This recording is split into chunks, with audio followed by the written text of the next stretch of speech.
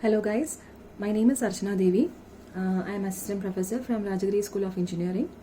This lecture is part of RSET Online for the subject Principles of Database Design from Module 4. So the topic is Dependency Preservation. So this topic comes after normalization. So under normalization you have seen that you are decomposing a relation into sub-relations, right? So you will have a original relation which you are decomposing into say sub-relations R1 and R2. The original relation will have a set of functional dependencies. So these set of functional dependencies will get split into this R1 and between this R1 and R2. So a few functional dependencies will be there in R1 and few will be there in R2, right? So you need to check if whether all the functional dependencies are preserved or not. That is this dependency preservation algorithm. So how to check if whether the dependencies are preserved or not? What you need to do is, say for example, if let F be the set of functional dependencies on a relation R and R1, R2, etc. up to Rn are the decompositions of the relation R. So you need to find each Fi under the relation R1 and R2. Find each Fi. So Fi contains a set of functional dependencies in F closure that involves only the attributes of Ri. Say Ri will contain few attributes of R, right? R1 will contain few attributes of R. So find those functional dependency that contain only the attributes of Ri. That will come under F1. Similarly, you find out F2. So like that you will get F1, F2 till Fn. So take the union of all those functional dependencies and find its closure. If its closure is the same as the original functional set of functional dependency closure, then we say that the decomposition is dependency preserving. So why we take the closure here is, sometimes there are cases where some dependencies will be hidden. Say for example, you have a functional dependency A to B and B to C in the original set. But in the decomposed relation, you might get this dependency A to C. So you can see that this A to C is not there in F, but A to C will be there in F closure if you compute F closure. So you would have already seen what F closure is. F closure, you will take all those dependencies from F by using the inference rules, right? Deriving those functional dependencies using the inference rules. So F closure, you will get this functional dependency A to C. How? A to B, B to C you have. So using the transitivity inference rule, you will get this dependency A to C. So your decomposed relation may not contain the original dependencies as such. It might contain sometimes the inferred one, right? So for that only you are taking the closure. So if this condition holds, then we say that the decomposition is dependency preserving. Let's look at an example here. So I've taken an example and I have just worked out few things. So R is the original relation with the attributes A, B, C, and the original functional dependencies you have A to B, B to C, and C to A. It's been decomposed into two relations, R1 and R2, with A, B, and B, C.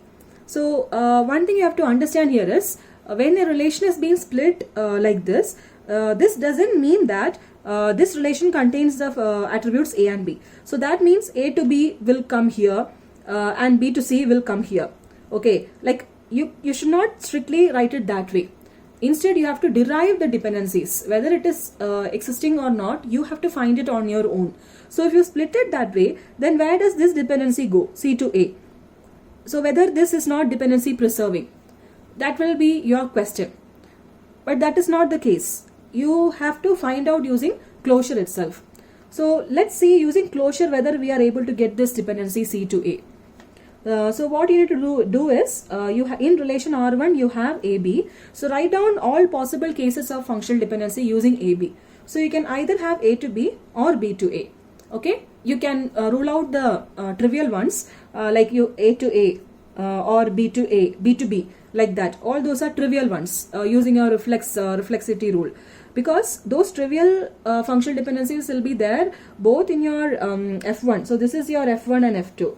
It will be there in your sub relations as well as your original relations. So no need to check your trivial case. Now what you need to do is take each functional dependency and see if it is possible from the original dependencies. So if you take A to B, you can see that A to B exists. So this is a possible functional dependency. Now B to A. So whether B to A is not there in the given set of functional dependencies, but whether it is possible in closure. So for that, what you need to do is find B closure. Find B closure from the given set. So if you take B closure, you will get B. From B to C, you will get C. From C to A, you will get A. So what you need to find out is whether B closure gives you A. If B closure gives you A means this is a possible functional dependency. Okay. So now similarly in relation R2, you have the attributes B and C. So the possible dependencies are B to C and C to B. So check if all these are possible from the given FDs. So B to C is already there as an existing one. So B to C is possible under the relation R2. Now C to B. So whether C to B is possible. So what you need to do? Find C closure. Find C closure from the given set of FDs. So you will get C. Find out if B is there in C closure. That's all.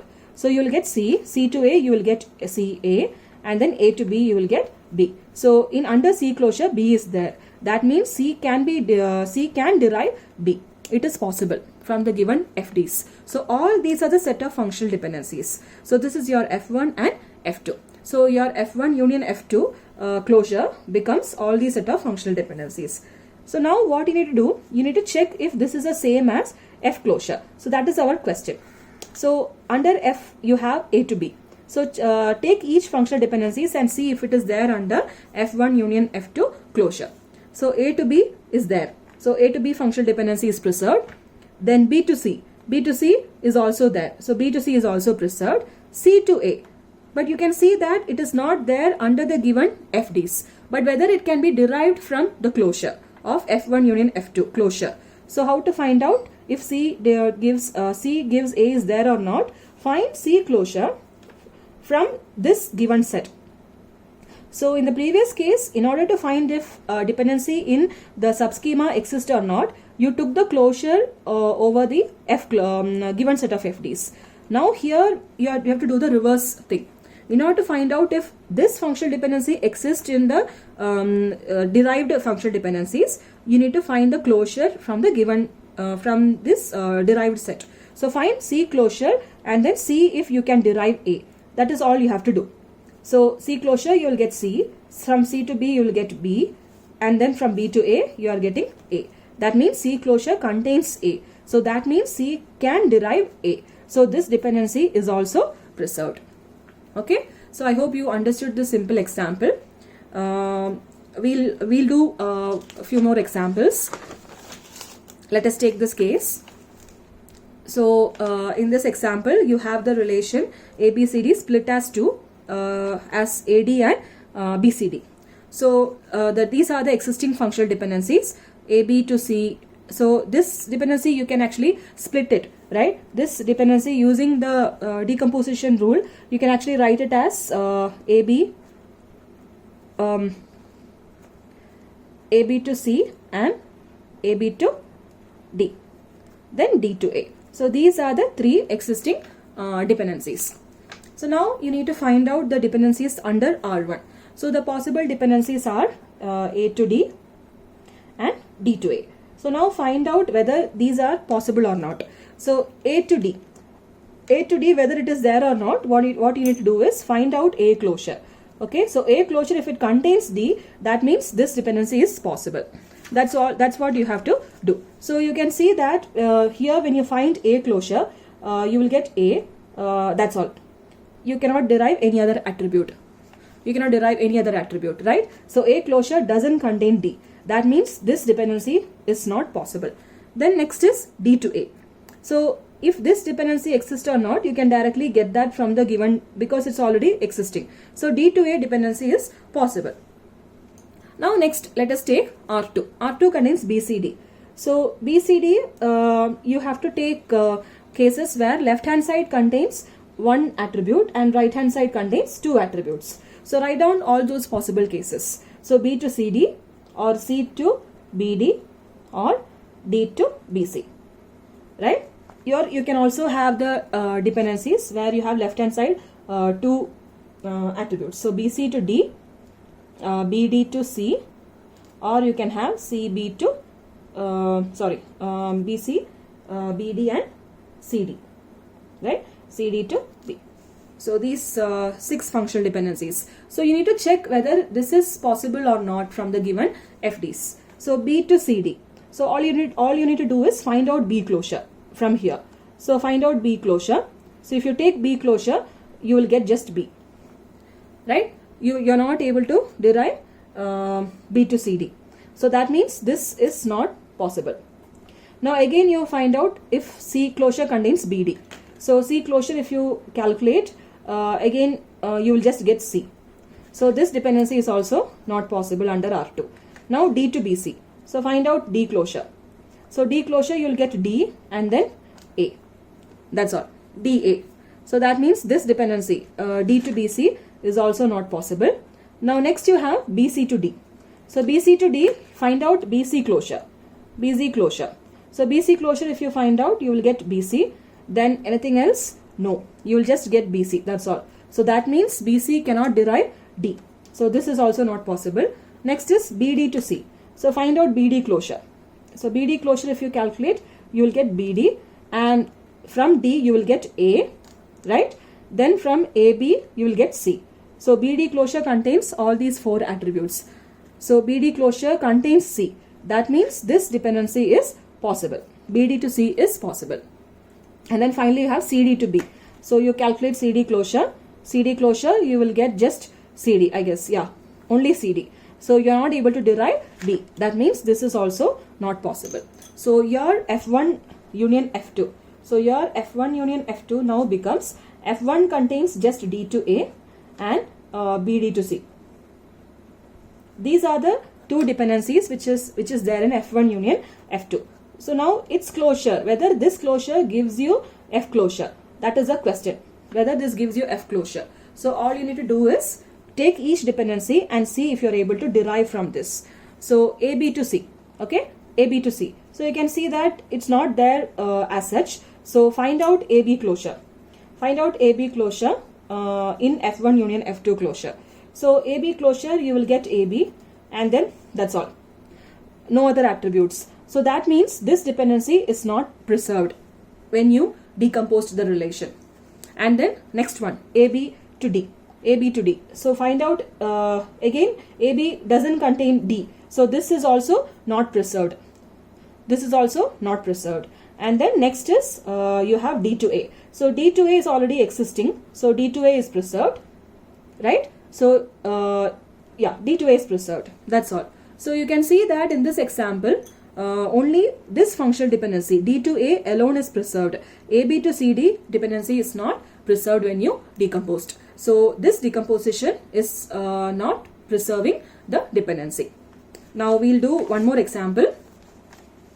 The last example you have. So this relation are ABCDE contains the dependencies AB to CD, C to D, and D to E.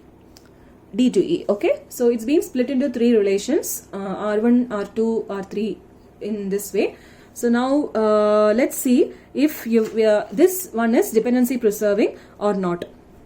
So it's the same case. What you will do here is you will write down all possible cases for the 3 relations. So the first relation contains the attributes ABC. So you write down all the possible FDs. So the possible FDs becomes A to BC. Start with one attribute on the left hand side, B to AC and C to AB.